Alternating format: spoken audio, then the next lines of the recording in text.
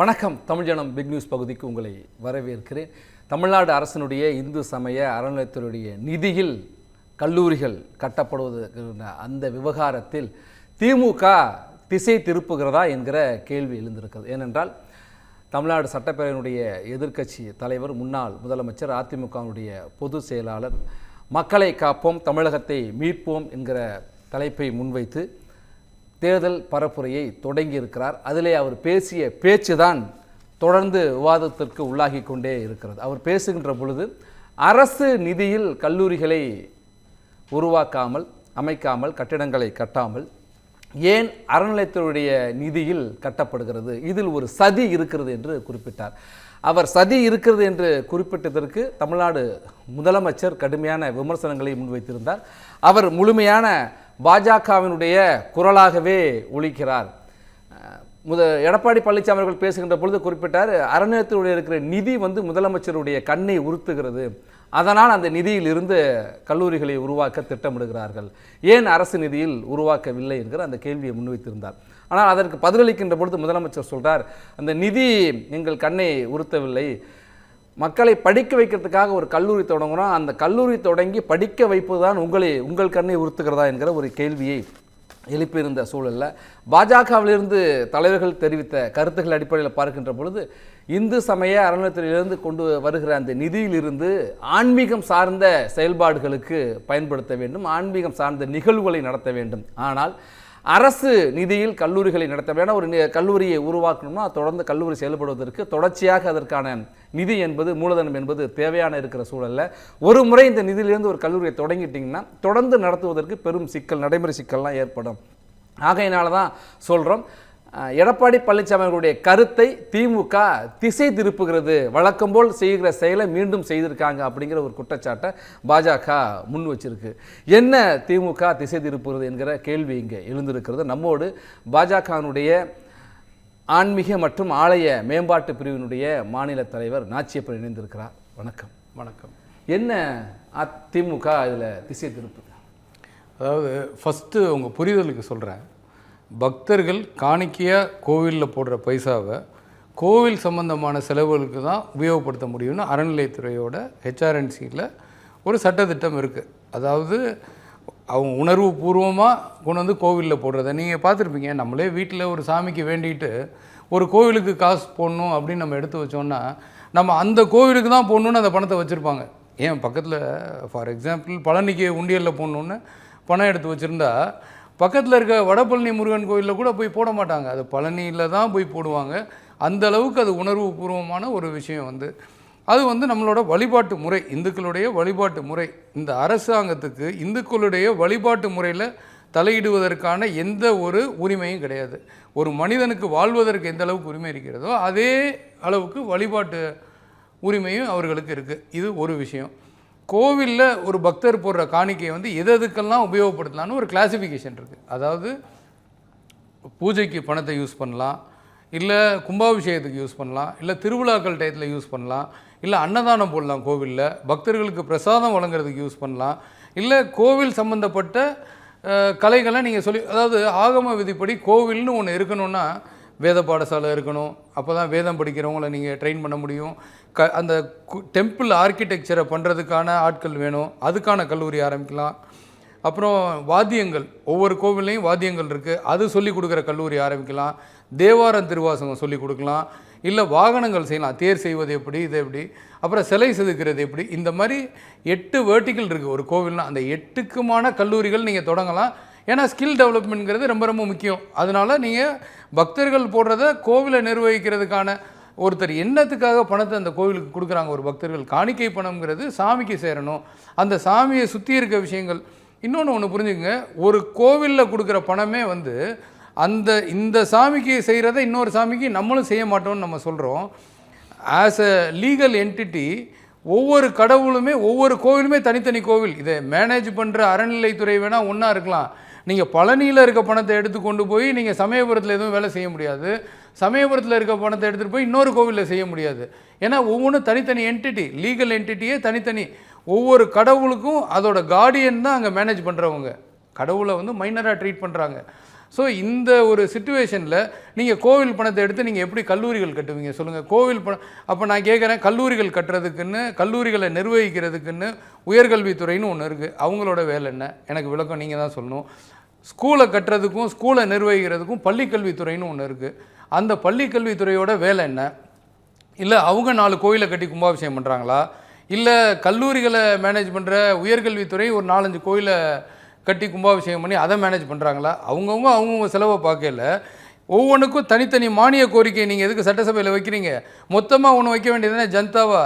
எல்லா பணத்தையும் போட்டு நாங்கள் கலந்து அரசாங்க பணம்னு எடுத்து நீங்கள் இது அரசாங்க பணமே கிடையாது. இந்து சமய அறநிலைத்துறைக்கு எந்த ஒரு ரைட்ஸும் கிடையாது கோவில் பணத்தில் கை வைக்கிறதுக்கு. அவங்க கோவிலை நிர்வகிக்க வந்தவர்கள், அதுக்கு அவங்க 14% கமிஷன் எடுக்கிறாங்க.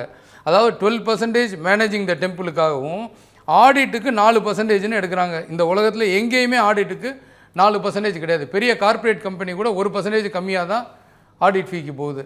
அப்படி இருக்கையில் இந்த 16% பணத்தை எடுத்து அதை வச்சு நீங்கள் கோவிலை நிர்வாகத்தை சரிவர நடக்குதான்னு மேனேஜ் பண்ண வேண்டிய வந்தால் எப்படி அதில் இருக்க பணத்தை நீங்கள் எடுத்து பண்ணலாம் சொல்லுங்கள்? ஆனால் நீங்கள் எப்படி அந்த பணத்தை எடுக்கலாம் அப்படிங்கிறீங்க. ஏன் அதை எடுக்கக்கூடாது, பயன்படுத்தக்கூடாதுன்னு ஒன்றும் இல்லை. யார் சட்டத்திட்ட விதிமுறைகள் முதலமைச்சர் குறிப்பிடுறார். முதலமைச்சர் அவங்க அதாவது அமைச்சர் சேகர் பாபுவும் சரி, தமிழக முதல்வர் மு.க. ஸ்டாலின் அவர்களும் சரி, போகிற போக்கில் போய் சொல்லிட்டு போயிட்டே இருப்பாங்க. அதுக்கான எந்த டேட்டாவும் இருக்காது. விதிமுறைகள் இல்லைங்கிறீங்களா? விதி கிடையாதுங்க. எங்கெங்க இருக்குது விதி? எங்கே இருக்குது விதி? கல்லூரிகள் தொடங்கலான்னு சொல்லியிருக்கு. எந்த கல்லூரிகள்னு அதில் ஸ்பெசிஃபிக்காக இருக்குது. அந்த அதாவது வேத பாடசாலை நீங்கள் நடத்தையில் அந்த மாணவர்களுக்கு நீங்கள் மற்ற கல்வியும் கற்றுக் கொடுக்கலாம் தான் இருக்கே ஒழிய நீங்கள் வேதத்தை விட்டுட்டு வெறும் காலேஜ் மட்டும் நடத்தலான்னு சொல்ல. இன்னொன்று நல்லா புரிஞ்சுங்க, கோவிலுடைய பணம் வந்து not a secular money. Temple money is not a secular money. நீங்கள் ஸ்கூல் வச்சிங்கன்னா எல்லாரையும் தான் அங்கே அலோவ் பண்ணும். நீங்கள் அப்போது நீங்கள் மாற்று மதத்தினருக்கு அரசாங்கமே பணம் கொடுத்து இஸ்லாமியர்களுக்கான ஒரு பள்ளி கல்லூரிகளை கட்டுறாங்க. அவங்க அதில் அவர்கள் மட்டுமே படிக்கிறாங்க மதர்சால. அதே மாதிரி கிறிஸ்தவர்களுக்கு கட்டுறாங்க, அங்கே பைபிள் மட்டும்தான் சொல்லித்தராங்க. நீங்கள் அதே போல் இந்துக்களுக்கும் இந்து கோவில்கள்லேருந்து வர அரசாங்கம் பணம் கொடுக்கல. நான் சொல்கிறது கோவிலில் இருக்க பணத்தை எடுத்து கட்டுறது. நீங்கள் சமய கல்வி சொல்லலாம், வேத பாடசாலை நடத்தலாம், வேதங்கள் சொல்லி கொடுக்கலாம். அதை விட்டுட்டு நீங்கள் செக்குலர் மணி மாதிரி அதை ட்ரீட் பண்ணி ஒரு பள்ளி கல்வித்துறையும் உயர்கல்வித்துறையும் பண்ண வேண்டிய வேலையை நீங்கள் பண்ணி எல்லாரையும் அதில் போட்டு ஹெச்ஆர்என்சியோட ஸ்டாஃபே வந்து நான் ஹிந்துஸ் இருக்கக்கூடாதுங்க. ஹெச்ஆர்என்சியில் வேலை பார்க்குறவங்க நான் ஹிந்துஸ் இருக்கக்கூடாது. இப்போ எப்படி நீங்கள் ஒரு கல்லூரி நடத்துவீங்க? அது அங்கே தான் திரும்ப சொல்கிறாங்க, கல்வி தானே சொல்லிக் கொடுக்குறோம், கல்லூரி தானே தொடங்குறோம், அது நல்ல விஷயம் தானே, வரவேற்கணும்ல. நீங்கள் ஏன் இதுக்கு இல்லை, அதாவது என்ன சதி இருக்குங்கிறாங்க. கண்டிப்பாக சதி இருக்குது. என்னுடைய நம்பிக்கைக்கு விரோதமாக நீங்கள் ஒரு வேலை செஞ்சீங்கன்னா அது சதி செயல் தானே. அது என்னோட நம்பிக்கை உணர்வு பூர்வமாக நான் காணிக்கையை கோவிலுக்கு போடல. அந்த பணத்தை எடுத்து நீங்கள் ஸ்கூல் காலேஜ் எப்படி நீங்கள் கட்டுவீங்க? அதில் என்ன சொல்லியிருக்கோம் நீங்கள் அதை தானே செய்யணும். அதை செய்யலை. இங்கே வந்து ஸ்கூலுக்கும் காலேஜுக்கும் குறைச்சலா கிடையாது. இருக்க ஸ்கூல் அத்தனை ஸ்கூல் இருக்குது. அதில் பாதி ஸ்கூலை இவங்களே கவர்மெண்ட் ஸ்கூலை மூடுறாங்க ஆட்கள் வரலன்னு சொல்லி. அத்தனை கல்லூரிகள் இருக்குது. ஒரு டேட்டா ஒன்று சொல்கிறேன், 180 காலேஜ் இருக்குது. அதில் 96 கவர்மெண்ட் காலேஜில் 96 காலேஜில் பிரின்ஸிபாலே கிடையாது. அப்போ நீங்கள் இந்த அதுக்குன்னு ஒரு துறையை போட்டு அந்த துறையால் சரியாக எதுவுமே செய்ய முடியாமல் நீங்கள் அப்புறம் எதுக்கு போகிற இடத்துலலாம் ஸ்கூல் கட்டிக்கிட்டு இருக்கீங்க, போகிற இடத்துலலாம் எதுக்கு காலேஜ் கட்டுறீங்க? அப்போ அரசாங்கம் அதை எடுத்து பண்ணக்கூடாதான்னு கேட்குறீங்க. அப்புறம் இன்னொன்று இதில் சேர்ப்பீங்களா? 180 அங்கே விளங்காமல் இருக்குது, ஒன்றுமே சரியாக பண்ணலாங்க. அப்போ இன்னொரு 5 காலேஜை கட்டி 185 ஆக்குவீங்களா? மக்களுடைய உணர்வை தூண்டுற மாதிரி இவங்க பேசுகிறது. மாணவர்கள் வந்து போராடினாங்கன்னு இவங்க சொல்கிறாங்க. எந்த மாணவர்கள் வந்து வெளியில் வந்து போராடினாங்க சொல்லுங்கள்? குளத்தூர்ல போராடினதா சொல்கிறாங்க. எல்லாம் திமுக காரர்கள் தான் வந்து அங்கே உட்காந்துருந்தாங்க. போராட்டம் பண்ணது அத்தனை பேரும் திமுக காரர்கள். யாராவது மாணவர்கள் ஐடி கார்டோடு அங்கே உட்காந்துருந்தாங்களா? இல்லை இவங்கெல்லாம் என் பேரண்ட்ஸ்ன்னு அந்த மாணவர்கள் சொன்னாங்களா? கிடையவே கிடையாது. இவங்க சும்மா ஒரு அதுக்கு ஒரு ஷோவை கிரியேட் பண்ணி, ஏன்னா இது வந்து பெரிய இஷ்யூ ஆகிட்டு இருக்கு. ஏன்னா எல்லா இந்துக்களும் இதனால ஒருங்கிணைச்சிடக்கூடாது, எல்லாரும் ஒன்று சேர்ந்துடக்கூடாது, எல்லாருக்கும் ஒரு புரிதல் வருது. இன்னைக்கு திருப்பி பேசுகிறோம்ல. நீங்கள் 4 வருஷத்துக்கு முன்னால் எந்த டிவிலையாவது இந்து சமய அறநிலையத்துறையை பற்றி விவாதம் வந்துதாங்க? எந்த கான்ட்ரவர்சியும் கிடையாது. இன்றைக்கி விழிப்புணர்வு இருக்கிறதுக்கு தகுந்த மாதிரி திருப்பி நாங்கள் இதை பேசிக்கிட்டே இருக்கோம். பேசல மக்களுக்கு ஒரு விழிப்புணர்வு இருக்குது. அதனால் எல்லோரும் கேட்க ஆரம்பிச்சிட்டாங்க, இன்றைக்கி ஏன் இதை எடுத்து செலவு பண்ணுறீங்க? ஏங்க 46,000 கோயில் அறநிலையத்துறையோட மேற்பார்வையில் இருக்குது தமிழ்நாட்டில். 5,500 கோயிலுக்கு மேலே உடஞ்சி தரமட்டமாக இருக்குது. அதை யார் ரிப்பேர் பாப்பா? கேட்குற பதில் சொல்லுங்கள். அதை யார் ரிப்பேர் பாப்பா? அதை வந்து பள்ளிக்கல்வித்துறை ரிப்பேர் பார்க்குமா, இல்லை உயர்கல்வித்துறை வந்து ரிப்பேர் பார்க்குமா, இல்லை சுகாதாரத்துறை வந்து ரிப்பேர் பார்க்குமா? இப்போ குளத்தூரில் வந்து ஒரு முதியோர் இல்லம் கட்டுறேன்னு சொன்னாங்க. அந்த முதியோர் இல்லம் சோஷியல் வெல்ஃபேர் டிபார்ட்மெண்ட்டோட வேலை. அவங்க வந்து இந்த கோயிலை கட்ட போகிறாங்களா? கிடையாது. நீ இதுக்கு ஒரு ஜிஓ போட்டி இல்லை, இதுக்கு ஒரு ஜிஓ போட்டிங்கல்ல, ஸ்கூல் கட்டுறேன் காலேஜ் கட்டுறேன்னு சொல்லிட்டு. அதே மாதிரி ஒரு ஜிஓ போட்டு இடிஞ்ச கோயில்கள்லாம் நாங்கள் இந்த பணத்துலேருந்து கட்டுறோன்னு நீங்கள் ஏன் சொல்லலை? திருக்கோயிலுடைய சீரமைக்கிறதுக்கு புனரமைக்கிறதுக்கு ஒரு பொறியியல் பிரிவே தனியாக தொடங்கியிருக்கோம் அப்படின்னு சொல்கிறாங்க. ஆமாம், எப்படி சயின்டிஃபிக்காக காசு அடிக்கலாங்கிறதுக்காக போட்ட துறை தானே ஒழிய அவங்களுக்கு என்ன நாலேஜ் இருக்குது அதில் சொல்லுங்கள்? கோவிலை புனரமைப்பது எப்படி? ஆர்கியலாஜிக்கல் சொசைட்டி ஆஃப் இந்தியா ஒரு கைட்லைன் கொடுத்துருக்காங்க. இவங்க எதங்க ஃபாலோ பண்ணாங்க? நேற்று திருவண்ணாமலையில் கோபுரத்தில் வந்து பக்கத்தில் போட்ட ஒரு பில்லருக்கு சப்போர்ட்டிங் கயிறை கொண்டு போய் அங்கே இருக்க சாமி கழுத்தில் கட்டி வச்சுருக்கான். அது வைரலான வீடியோ, அது சோஷியல் மீடியாவில் 2 நாளாக. அப்போது இவங்க வந்து இந்த பொறியியல் துறை, நீங்கள் சொல்கிற துறைக்கு எந்த ஒரு மசாலாவே கிடையாது, அறிவும் கிடையாது, அதுக்கான பேசிக்காக எதுவும் தெரிஞ்சதுன்னா இந்த மாதிரி செய்ய விடுவாங்களா கோவிலில்? சொல்லுங்கள். சும்மா இவங்க பணத்தை எப்படி எடுக்கலாம்? அதாவதுங்க தெளிவாக புரிஞ்சு வச்சுருக்காங்க. கோவிலில் இருக்க டெபாசிட்டை காலி பண்ணி எடுத்துகிட்டு போகணுங்க. இவங்க வந்தப்போ எவ்வளோ டெபாசிட் இருந்தது, இன்றைக்கி எவ்வளோ டெபாசிட் இருக்குன்னு பாருங்கள். மொத்தமாக வந்து 2% கூட கிடையாது. உதாரணத்துக்கு சொல்கிறேன், இருங்க நான் உதாரணத்துக்கு சொல்கிறேன். சமயபுரம் மாரியம்மன் கோயிலில் 526 கோடி ரூபா டெபாசிட் இருந்தது. அதை எல்லாத்தையும் காலி பண்ணிட்டு இன்றைக்கி 6 கோடியோ 7 கோடியோ தான் இருக்குது. எதுக்கு எடுத்தாங்க அந்த பணத்தை? சுற்றி இருக்க சின்ன கோவில்கள், இடிந்த கோயில்களை சரி பண்ண எடுத்தாங்களா? இல்லை சமயபுரம் கோயிலுக்கே தங்கத்தேர் பண்ணுறதுக்கு எடுத்தாங்களா? இல்லை மற்ற கோயில்கள் கும்பாபிஷேகத்துக்கு எடுத்தாங்களா? இல்லை அன்னதானம் போட எடுத்தாங்களா? கிடையாது. பெருவளாக திட்டம்னு சொல்லி சுற்றி வந்து மைசூர் பாக்கு மாதிரி கட்டடமாக கட்டி கட்டி வைக்கிறது. அந்த கட்டடம் எது கட்டணும்னு அவங்களுக்கும் தெரியாது, யாருக்கும் தெரியாது. பக்தர்களின் பயன்பாட்டுக்குன்னு ஒரு கட்டடத்தை கட்டுறாங்க. இன்னைக்கு வரையும் திறக்கலங்க, அந்த கட்டடம் பூட்டி இருக்குங்க. அப்புறம் எதுக்கு அந்த கட்டடம் கட்டணும்? சமயபுரத்தில் எதுக்குங்க கட்டணும் அந்த கட்டடத்தை? பக்தர்களுக்கு அன்னதானம் கூடன்னு சொல்கிறீங்க, அதில் ஃபுல்லாக இன்றைக்கி ஆஃபீஸை போட்டு வச்சுருக்கீங்க ஃபுல்லாக.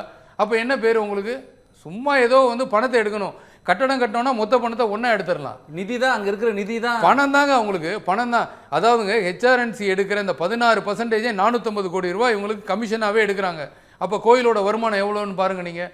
இந்த 420 கோடி ரூபாவில் HRNC டிபார்ட்மெண்ட்டோட செலவு 180 கோடி ரூபா கூட கிடையாது. அப்போ 300 கோடி ரூபா லாபம் பார்க்குறது அரசாங்கத்தில். இது வந்து அதை வந்து ப்ராஃபிட் மேக்கிங் டிபார்ட்மெண்ட்டாக நடத்திக்கிட்டு இருக்காங்க. இன்னொன்று சொல்கிறாங்களே, உபரி நிதியிலேருந்து தான் இது போல் நிறைய பிற திட்டங்களுக்கு பயன்படுத்துகிறோம். ரைட்டு. இப்போ நான் உங்களுக்கு ஒரு விளக்கத்தை கொடுக்குறேன். உபரி நிதினா என்னங்க? இது செலவு பண்ணாமல் இருக்க எஃப்டிலாம் எடுத்து செலவு பண்ணால் அது பேர் உபரி நிதியா? கிடையாது.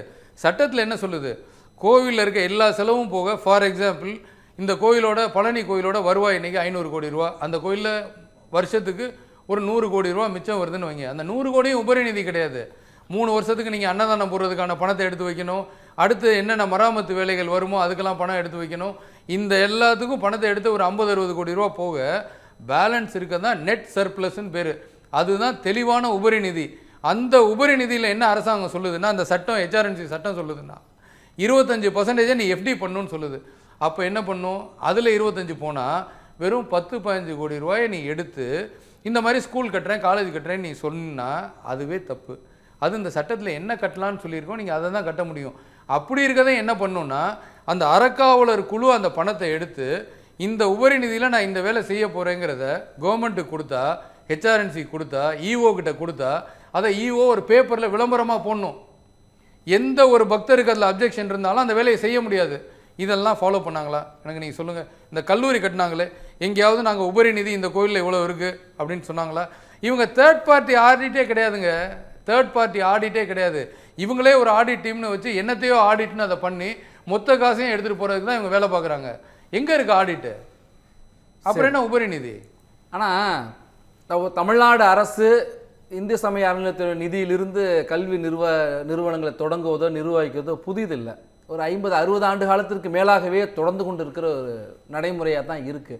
அப்படி இருக்கிறப்ப இப்போ மட்டும் ஏன் திடீர்னு இவ்வளோ எதிர்ப்பு? எங்கே ஏதாவது சொல்லுங்கள். 50 ஆண்டு காலமாக இருக்குன்னு சொல்லி பக்தவத்சல முதலமைச்சராக இருந்த காலகட்டத்தில் ஒரு கல்லூரி அவர் வந்து ஆரம்பித்தாங்க. அது வந்து என்னென்னா சமய கல்லூரியாக தான் ஆரம்பித்தாங்க, மகளிருக்காக.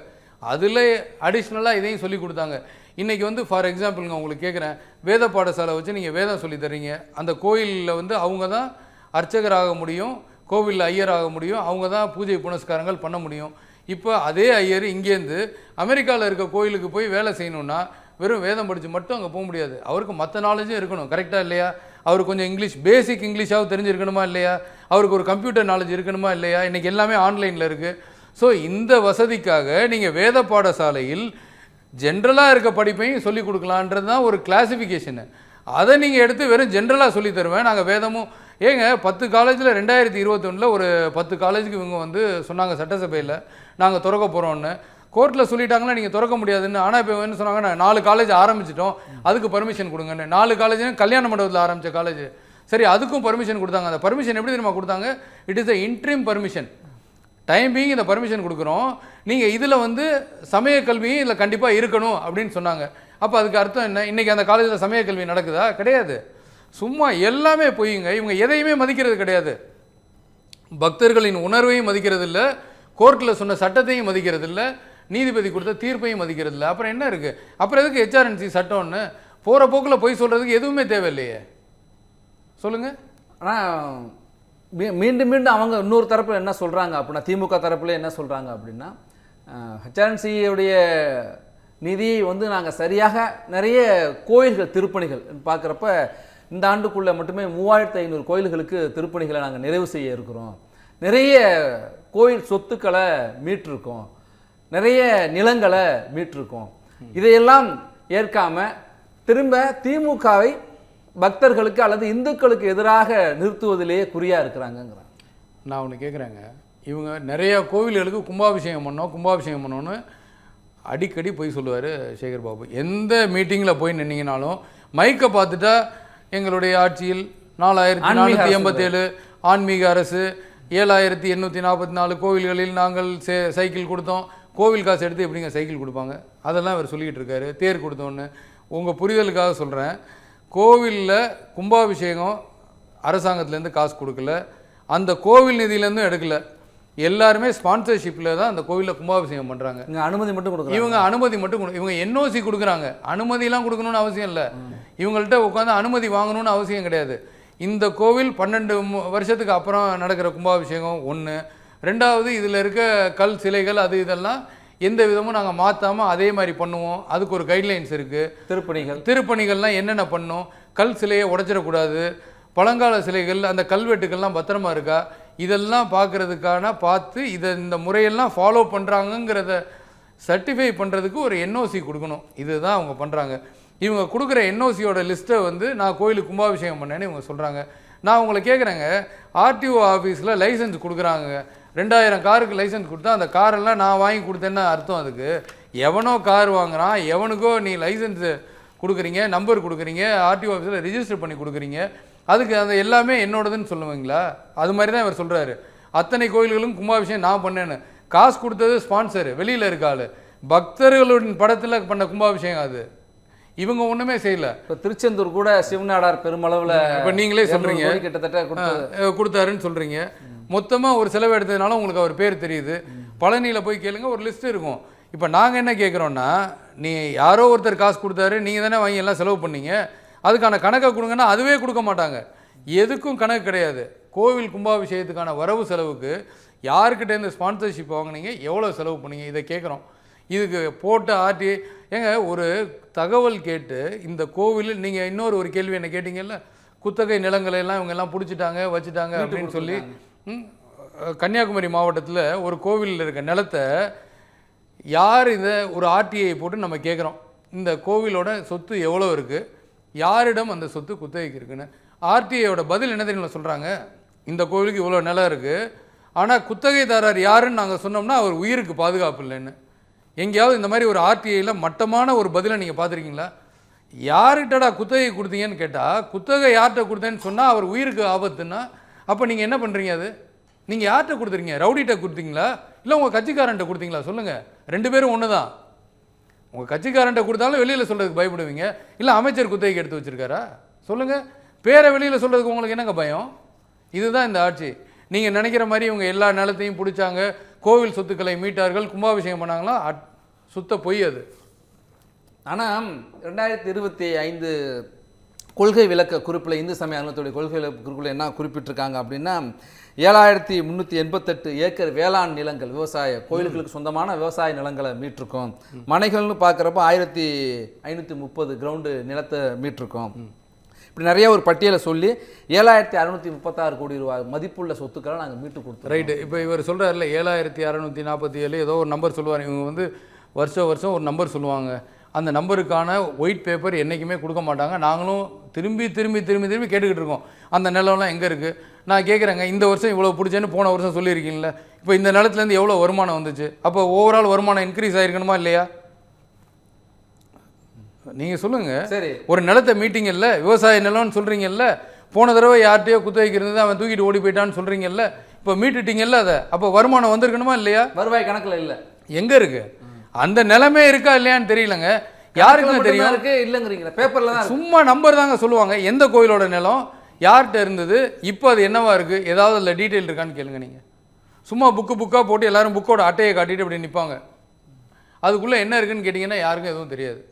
அந்த புக்கு எங்கேயாவது ஓப்பனில் இருக்கான்னு கேளுங்க, மக்களோட ஆக்சஸ்க்கு இருக்கான்னு கேளுங்க. அதை இதுவும் வந்து வெற்றி விளம்பரம், எல்லாமே விளம்பரங்க, எல்லாமே போய் சொல்லுவாங்க. யாருக்குங்க டைம் இருக்குது இவங்களை போய் கேள்வி கேட்குறதுக்கு? சொல்லுங்கள், யாருங்க கேட்பா? யார் கேட்குறதுக்கு? ஏங்க நீங்கள் தாங்க மீடியா, அப்பப்போ போகிறீங்கல்ல மைக்கை தூக்கிட்டு எல்லா இடத்துலையும், சேகர் பாபு நிற்கிற இடத்துலலாம் கேளுங்க. 7600 கேட்டுக்கிட்டே இருக்கிறோம். அவரும் பதில் இந்த மாதிரி பதில் திரும்ப 7600. அது நீங்கள் ரொம்ப கேட்டிங்கன்னா யார் அவனை கூட்டு போங்கிட்டு அப்படிம்பாரு. அவ்வளோதான் நடக்கும். நீங்கள் உங்களுக்கு பதிலே கிடைக்கவே கடைசி வரையும். நீங்கள் அதையும் எடுத்து போடணும். அந்த வீடியோவை நீங்கள் போடுறதே கிடையாது. கோயில்கள் வந்து திருப்பணிகள் மேற்கொள்றது, நிறைய சீரமைப்பு பணிகள்லாம் ஒரு பக்கம் மேற்கொண்டிருக்கோம்னு சொல்கிறீங்க. கோயில் நிதிகளே அதுக்கு தான் பயன்படுத்தணுங்கிறது சரியான வாதம். அதுக்காக தான் நாங்கள் ஒரு ஆலோசனை குழுவெல்லாம் அமைச்சிருக்கோம். ஒரு 6 ஆதினகர்த்தர்கள்லாம் இருக்காங்க, நிறைய ஆன்மீக சொற்பொழிவாளர்கள், ஆன்மீகவாதிகள்லாம் அதில் இருக்கிறாங்க. அந்த ஆலோசனைப்படி தான் தொடர்ச்சியாக என்னென்ன தேவையான பணிகளை, மேம்பாட்டு பணிகள்லாம் பண்ணிகிட்டு இருக்கோம்னு சொல்கிறாங்க. ஏங்க, கோயில் திருப்பணிக்கும் இந்த சொற்பொழிவாளர்களுக்கும் என்னங்க சம்மந்தம் சொல்லுங்கள்? கோவில் திருப்பணியை பற்றி இவங்களுக்கு என்னங்க தெரியும்? இவங்க என்னத்தையா வெட்டி கதை பேசிகிட்டு இருப்பாங்க. ஆன்மீக சொற்பொழிவாளர்னு பேர். இவங்க வச்சிருக்க லிஸ்ட்டில் இருக்கவங்களாம் சும்மா பணத்துக்காக ஆன்மீகத்தை பற்றி பேசுகிறவங்களே ஒழிய இவங்களாம் உண்மையான ஆன்மீகவாதி இல்லை. கடவுள் மறுப்பு கொள்கை உள்ள ஒரு ஆன்மீகவாதி எப்படிங்க இருக்க முடியும்? இவங்கெல்லாம் திமுக ஆன்மீகவாதி. இப்போ ஆன்மீகவாதியிலே நீங்கள் திமுக ஆன்மீகவாதின்னு, கடவுள் மறுப்பு கொள்கை காசுக்காக பார்க்குற வேலை வந்து ஆன்மீக சொற்பொழிவு. இவருக்கு எப்படிங்க தெரியும் கோவிலில் திருப்பணி என்ன பண்ணணுன்னு? ஏங்க, அவங்களோட வேலையே வந்து எதெல்லாம் நல்லா இருக்கோ அதெல்லாம் போட்டு க்ளோஸ் பண்ணிட்டு வர்றது தான். திருவிழா ஒழுங்காக செய்யலைங்க எந்த கோவில்லையும். இப்போ ஃபார் எக்ஸாம்பிள் திருச்செந்தூரில் இப்போ கோயில் கும்பாபிஷேகம் நடந்திருக்கு, கரெக்டாக? அதில் வந்து 48 நாள் மண்டல பூஜை. இதை பற்றி உங்களுக்கு தெரியுமா தெரியாதா? ஒரு கோயில் கும்பாபிஷேகம் நடந்தால் 48 நாள் மண்டல பூஜை பண்ணும். இவங்க பழனியில் என்ன தெரியுமா பண்ணாங்க? பழனி கோவிலில் 48 நாள்லாம் எங்களால் பண்ண முடியாது, 3 நாள்லேயே மண்டல பூஜையை முடிக்கணும்னு. என்னது இது? கிராஷ் கோர்ஸா? ஆகமத்துக்கு எதிராக. இதுக்கு எதுக்கு எடுத்தாலும் நாங்கள் வந்து கோர்ட்டுக்கு போகணும். இதுக்கு நாங்கள் கோர்ட்டில் போய் தீர்ப்பு வாங்கினோம். அப்போ வாங்கலே சேர்த்து இதுக்கும் வாங்கினோம். அடுத்தடுத்து வரும் அத்தனை கோயில்களிலும் நீங்கள் கும்பாபிஷேகம் பண்ணிங்கன்னா 48 நாள் வந்து கண்டிப்பாக மண்டல அபிஷேகம் பண்ணணுன்னு. இப்போ அதனால நடந்துக்கிட்டு இருக்கு மண்டல அபிஷேகங்கிறது. இப்போ அதனால நடந்துக்கிட்டு இருக்கு. அத்தனை முறைகேடுகள்ங்க அந்த கோவிலில். அந்த கோவிலில் திரிசுந்தரர்கள்னு பூஜை பண்ணுறவங்க திருச்செந்தூர் கோவிலில், இவங்க தான் கோவிலுக்குள்ளே போய் டெய்லி பூஜை பண்ணுறது. காலையில் திருப்பள்ளி எழுச்சியிலேருந்து ராத்திரி பள்ளியறை பூஜை வரையும் நைவேத்தியம் பண்ணுறது, கோவிலுக்கு பண்ணுற அத்தனை வேலைகளும். இது 800 குடும்பம் இருக்குது, 800 பேர் இருக்காங்க ஆக்சுவலாக. இந்த 800 பேரும் வருஷத்தில் 3 நாள் 5 நாள் 6 நாள்னு முறை வர்ற ஆளுங்க. இவங்கெல்லாம் முறை செய்யக்கூடியவர்கள். கும்பாபிஷேகத்துக்கு இவங்க எங்கெங்கே இருக்கணும்? கோவிலுக்குள்ளே இருக்கணுமா இல்லை தெருவில் நிற்கணுமா? சொல்லுங்கள். கோவிலில் தான் இருக்கணும். ஆனால் இவங்க நின்னதெல்லாம் தெருவுலையும் பீச்சிலையும் நின்னாங்க. இவங்க யாரையும் அனுமதிக்கலை. இதில் 100 பேரை மட்டும்தான் அனுமதிப்போம். அது எப்படிங்க இவங்களை 100 பேர் அனுமதிப்போன்னு இவங்க சொல்லலாம்? 100 பேரை மட்டும் உள்ளே விட்டாங்க. அது இல்லாமல் என்ன பண்ணாங்க? சரி, உள்ளே இருக்க 100 பேர் தான் போக முடியுங்கிறதுலாம் கிடையாது. 2000 பேர் இவங்க கட்சிக்காரர்கள் உள்ளே இருந்தாங்க. நீங்கள் திருச்செந்தூர் கோயிலுக்கு கும்பாபிஷேகத்துக்கு போகணுன்னு நீங்கள் நினச்சிருந்தீங்கன்னா வேறு எதுவும் நீங்கள் செய்ய வேணாம். திமுக கட்சிக்காரர்கிட்ட 10,000 ரூபா கொடுத்தீங்கன்னா உங்களுக்கு ஒரு பாஸ் கொடுப்பாரு. அந்த பாஸை வாங்கி நீங்கள் போய் மேலே நின்று நல்லா ஈஸியாக பார்த்துட்டு வரலாம். ஸோ அத்தனை பாஸும் கட்சிக்காரர்களுக்கு கொடுக்கப்பட்டது. அவர்கள் 10,000 ரூபாய்க்கு விற்றாங்க. இதுதான் நடந்தது திருச்செந்தூரில். யார் கோயிலுக்கு பாத்தியப்பட்டவர்கள், யார் கோயிலில் கைங்கரியம் பண்ணுறாங்களோ அவங்கெல்லாம் கடல்லையும் ரோட்லையும் திருப்பரங்குன்றத்துலையும் இதே ஒரு விமர்சனம் வந்துச்சு. நிறைய பேர் உள்ள அனுமதிக்கல. ஏங்க, யாரையுமே அனுமதிக்கலைங்க. எந்த கோயில் பூஜையிலையும் இவங்க என்னன்னா பக்தர்களுக்கு இடையூறு பண்ணும். அது ஒண்ணுதாங்க இவங்களோட குறிக்கோள். இப்போ பார்த்தீங்கன்னா ஸ்ரீரங்கத்தில் சொர்க்கவாசல் திறந்தாங்க, விரிவான ஏற்பாடு, அதெல்லாம் எல்லாம் விரிவான ஏற்பாடுலாம் பண்ணுவாங்க. இவங்க இருக்க வரையும் அந்த ஏற்பாடு நல்லா இருக்கும். சொர்க்கவாசல் ஸ்ரீரங்கத்தில் திறக்கிறாங்க. யாருங்க போவா? ஃபஸ்ட்டு சாமி போவோம், பின்னால் பக்தர்கள் போவாங்க. ஆனால் அமைச்சர் தான் போனார். அமைச்சர் குடும்பத்தோடு போனார். மனைவி, மகன், மகள் எல்லாம் அப்படியே கும்பலாக போனாங்க எல்லாரும் உள்ள. வெளியில் பக்தர்கள் காத்துக்கிட்டு இருக்காங்க அவ்வளோ பேரும். 3 மணி நேரம் டிஸ்டர்ப் பண்ணாங்க. அப்போ 3 மணி நேரம் வெயிட் பண்ண என்ன பண்ணுவான், இனிமேல் நம்ம சொர்க்கவாசலே பார்க்க வேணாம், அப்புறமே டிவியில் பார்த்துக்கலாம், எல்லா டிவிலையும் லைவ் போடுறாங்கல்ல, அப்படி தான் இருப்பாங்க. அப்போ நீங்கள் என்ன பண்ணுறீங்க, பக்தர்களை திருவிழாவில் சரிவர பங்கேற்க விடாமல் பண்ணுகிறீங்க. இதுதானே உங்கள் கடவுள் மறுப்பு கொள்கையை. நீங்கள் என்ன பண்ணுமோ அதை கரெக்டாக பண்ணிட்டீங்கல்ல. உங்களை உள்ளே விட்டா பக்தர்களை கோயிலுக்கு வரக்கூடாது, இவன்லாம் இந்த சாமியை ரொம்ப கும்பிட ஆரம்பிச்சாங்க, எல்லாம் ஒன்று சேர்ந்துருவாங்க, அதை சேர விடாமல் வழியை பாரு, அதான் நடக்குது. இல்லைங்க, அப்படியே கோயிலுக்கு வர தடுக்க முடியாதுல்ல. நீங்கள் எண்ணிக்கையை பார்க்கணும், ஒவ்வொரு கோயில்கள்லையும் திரண்டு வருகிற பக்தர்களுடைய. நான் ஒன்று கேட்குறேங்க, ஒரு கோயிலுக்கு முன்னாடிலாம் போனால் கையில் காசு இல்லைன்னா சாமிகிட்ட போய் வேண்டுறதுக்கு போவோம். இப்போ கோயிலில் கையில் காசு இல்லைன்னா போகவே முடியாதுங்க. 1000 ரூபாய்க்கு டிக்கெட் வாங்கணும், அர்ச்சனைக்கு 500 ரூபா கொடுக்கணும், அவருக்கு காசு இவருக்கு காசு, எல்லாத்துக்கும் டிக்கெட்டு போட்டு மொத்த காசு. நீங்கள் ஒரு 20,000 ரூபா சம்பளம் வாங்குறவருக்கு மாதத்துக்கு ஒரு தடவை கோயிலுக்கு போகணுன்னாவே ஒரு 1500 ரூபா வேணும். எப்படி கோயிலுக்கு போவாங்க சொல்லுங்கள்? நீங்கள் காசு இல்லைன்னா வெளியில் என்ன தான் சாமி கும்பிட்டு வரணும் கோபுரத்தை பார்த்து. இப்போ இந்த வசதிகள்லாம் மேம்படுத்தியிருக்கோம்லாம் சொல்கிறாங்கல்ல. இப்போ என்ன வசதி மேம்படுத்தினாங்க சொல்லுங்கள்? கோயில் என்ன வசதி மேம்படுத்தினாங்க? பக்தர்கள் தங்கும் மயிலாப்பூர் கோயிலில் ஒரு பார்க்கிங் வசதி கிடையாது, சுற்றி ஃபுல்லாக கடையை போட்டு இவங்க ஆளுங்க கவுன்சிலரே ஆக்கிரமித்து உட்காந்துருக்கான். ஒரு 10 பேர் வந்து நிம்மதியாக சாமி கும்பிட முடியாது. ஃப்ரீக்வெண்ட்டாக பஸ் இருக்கா சொல்லுங்கள்? என்ன வசதி பண்ணி கொடுத்தீங்க நீங்கள் மயிலாப்பூரில்? வெளியில் வச்சு சக்கரை பொங்கல் கொடுத்தா வசதி பண்ணிட்டீங்கன்னு அர்த்தமா? எங்கெங்கே இருக்குது வெளியில் டாய்லெட் இருக்குது பக்தர்களுக்கு சொல்லுங்கள்? எங்கே டாய்லெட் இருக்குது? ஒன்றும் கிடையாதுங்க. கழிப்பறை வசதி கிடையாது, குடி தண்ணீர் கிடையாது, ஒன்றுமே கிடையாதுங்க. கோயிலில் பணம் முடுங்கிறதுக்கான ஒரு இடங்க. இந்த அரசாங்கம் ஒவ்வொரு கோயிலையும் ஒரு தீம் பார்க்காக ட்ரீட் பண்ணி டிக்கெட்டை போட்டு வசூல் பண்ணுறாங்க. நிறைய இந்த 3 வேளை அன்னதான திட்டம் நிறைய வந்து எத்தனை பேர் கொடுக்குறாங்க? அந்த டோக்கன் ஃபுல்லாக அவங்க எடுத்துகிட்டு போயிடுறாங்க. டோக்கன் கொடுக்குறாங்க, 100 பேருக்கு டோக்கன் கொடுப்பாங்க அன்னதானம்னு. எங்கே நடக்குது அன்னதானமாக நடக்கல. அதில் ஒரு ஊழல். சுற்றி இருக்க 20 கோயிலில் சென்ட்ரலைஸ்டு கிச்சனு ஒரு ஆளு கான்ட்ராக்ட் கொடுத்துட்றது. அவர் போடுறாரா போடலையானே தெரியாது அன்னதானம். புரியுதுங்களா? மொத்தமாக எதுலலாம் கமிஷன் அடிக்க முடியும்னு இவங்க நல்லா தெரியுங்க. எப்போவுமே பணம் கமிஷன் வந்து செலவு பண்ணால் மட்டும்தான் எடுக்க முடியும். அத்தனை செலவு ஐட்டங்களையும் எடுத்து வச்சுருக்காங்க. கோவில் பணியாளர்கள் இருக்கிற அத்தனையும் வந்து ஒரு கம்பெனிக்கு அவுட் சோர்ஸ் பண்ணிட்டாங்க. கோவிலில் இருக்க அங்கே டிக்கெட் விற்கிறவன் போகிறவன் வரவன் எல்லாத்தையுமே. இப்போ நிறைவா சார், அது மீண்டும் நீங்கள் நிறைய இந்து சமய அறநிலையத்துறை மீது குற்றச்சாட்டுகளை முன்வைக்கின்ற பொழுது திமுகவோ அல்லது ஆளும் தரப்பில் இருக்கவங்க என்ன சொல்கிறாங்க அப்படின்னா, கோயில்களை வந்து அறநிலையத்துறையிலேருந்து பிரிக்கிறதுக்காக தான் இப்படி ஒரு குற்றச்சாட்டை மிகையாக தொடர்ந்து சொல்லிட்டு இருக்காங்கன்னு சொல்கிறேன். நிறைவு கருத்து சேர்த்து அப்படி ஏங்க, கோவிலை அறநிலையத்துறையிலலாம் பிரிக்கணும்லாம் அவசியமே கிடையாது. உன் வேலை கோவிலை நிர்வகிக்கிறது, அவ்வளோதான். நீ ஒரு ஆடிட் டீம், அவ்வளோதான். நீங்கள் ஆடிட் பண்ணுங்கள். அங்கே இருக்க குழு இருக்குல்ல, அறக்காவலர் குழு இருக்குல்ல, அதெல்லாம் வந்து தன்னிச்சையாக இருந்தது. இன்றைக்கி இவங்க என்ன பண்ணிட்டாங்க, இவங்க கட்சிக்காரங்களை கொண்டு வந்து அறக்காவலர்களாக உள்ளே போட்டாங்க. நாங்கள் இன்றைக்கும் அதான் கேட்குறோம். அறநிலையத்துறை வந்து ஒரு ஆடிட், எக்ஸ்டர்னல் ஆடிட் மாதிரி நீ கோவில் சரிவர நடக்குதான்னு சூப்பர்வைஸ் பண்ணு. ஆனால் கோவில் நிர்வாகத்தில் தலையிடாத. முன்னால் நிர்வாகத்தில் தலையிட்டாங்க, இப்போ உள்துறையில் தலையிடாங்க. அதாவது சாமிக்கு நீ என்ன நைவேத்தியம் பண்ணணும், எப்போ பூஜை பண்ணணும், இப்போ நான் சொன்னேன்ல மண்டல அபிஷேகம் 3 நாளில், இதெல்லாம் அறநிலையத்துறையோட வேலையா? அறநிலையத்துறையோட வேலை என்னங்க? அதை மட்டும் தானே பார்க்கணும் அவங்க இது கோயில் நிர்வாகத்தில் வந்து தலையிடுறாங்க. மொத்தத்தை கொள்ளையடிக்கிறதுக்கான கும்பல் தான் ஒழிய வேறு எதுவும் கிடையாது. இவங்க கோவில்களை பாதுகாக்க வல்ல, கோவில்களை அழிப்பதற்காக வந்தவர்கள் தான் அறநிலையத்துறை. நன்றி சார். கல்வி சார்ந்து இந்து சமய அறநிலையத்தினுடைய நிதியிலிருந்து கல்லூரி தொடங்குவதாக இவர்கள் எடுத்திருக்கிற முயற்சிக்கு ஏற்பட்டிருக்கிற விமர்சனங்கள். ஏனென்றால் அரசு நடத்துகிற கல்லூரிகள் 180 அரசு கல்லூரிகள் தமிழ்நாட்டிலே கலை அறிவியல் கல்லூரிகள் இருக்கின்றன. அதில் 90க்கும் மேற்பட்ட கல்லூரிகளே முதல்வர் இல்லாமல் பொறுப்பு முதல்வர் இருக்கிறார்கள். பேராசிரியர் பணியிடங்கள் காலியாக இருக்கின்றன. நூலகர் பணியிடங்கள், உடற்கல்வி இயக்குநர் பணியிடங்கள் காலியாக இருக்கிறதையும் பார்க்க முடிகிறது. தமிழ்நாட்டில் இருக்கிற அரசு பல்கலைக்கழகங்கள் இருக்கிற நிதி நெருக்கடி, பல்கலைக்கழக பேராசிரியர்களுக்கு ஊதியம் கூட வழங்க முடியாத நிலையிலே பார்க்க முடிகிற சூழலில் புதிதாக திமுகவுடைய முன்னாள் தலைவர் கருணாநிதி பெயரிலே ஏன் ஒரு பல்கலைக்கழகம் இப்போது தேவையா? இருக்கும் பல்கலைக்கழகங்கள் நிதி நெருக்கடியில் தள்ளாடி கொண்டிருக்கின்ற சூழலிலே புதிதாக கருணாநிதி பெயரில் ஏன் பல்கலைக்கழகம் என்கிற ஒரு கேள்வி. இருக்கும் அரசு கல்லூரிகளிலேயே உரிய உள்கட்டமைப்பு வசதி இல்லாமல், நிதி இல்லாமல், பல்கலைக்கழகங்களுடைய பேராசிரியர்கள் இல்லாமல் எல்லாம் திண்டாடி கொண்டிருக்கிற பொழுது புதிதாக இந்து சமய அறநிலையத்துடைய நிதியிலிருந்து ஏன் கல்லூரி? அந்த கல்லூரியை அரசு நிதியிலிருந்தே தொடங்கலாமே என்கிற கேள்வியைத்தான் எதிர்க்கட்சி தலைவர் முன்வைத்தார். ஆனால் அது கல்விக்கே எதிராக இருக்கிறார்கள் என்று முதலமைச்சர் குறிப்பிட்டது திசை திருப்புகின்ற ஒன்றாக இருக்கிறது. அறநிலையத்துடைய நிதி அறநிலையத்துறைக்கே பயன்பட வேண்டும், ஆன்மீகம் சார்ந்து பயன்பட வேண்டும், ஆன்மீக நிகழ்வுகளுக்கு செலவிடப்பட வேண்டும் என்பதுதான் இவர்களுடைய குரலாக இருக்கிறது. இருக்கும் அரசு கல்லூரிகளே சரியாக இல்லாமல் தள்ளாடி கொண்டிருக்கின்ற பொழுது புதிதாக தொடங்குகிற கல்லூரி எப்படி இருக்கும் என்கிற ஒரு கேள்வியும் இருக்கிறது. அரசு பல்கலைக்கழகங்களையும் அரசு கல்லூரிகளையும் காப்பாற்றுவதற்கு ஆக்கப்பூர்வமான நடவடிக்கை எடுக்க வேண்டுமே தவிர இது போன்ற விஷயங்களை புதிதாக எழுப்பி கிளப்பி ஒரு திசை திருப்புகின்ற செயலை செய்யக்கூடாது என்பதுதான் நாச்சியப்பன் போன்றவர்களுடைய கருத்தாக இருக்கிறது. இந்த நேரலையிலே பங்கேற்ற கருத்துக்களை பகிர்ந்து கொண்ட நாச்சியப்பன் அவர்களுக்கு நன்றி. மீண்டும் ஒரு சிறப்பு பொருளோடு விவாதத்தை தொடர்வோம்.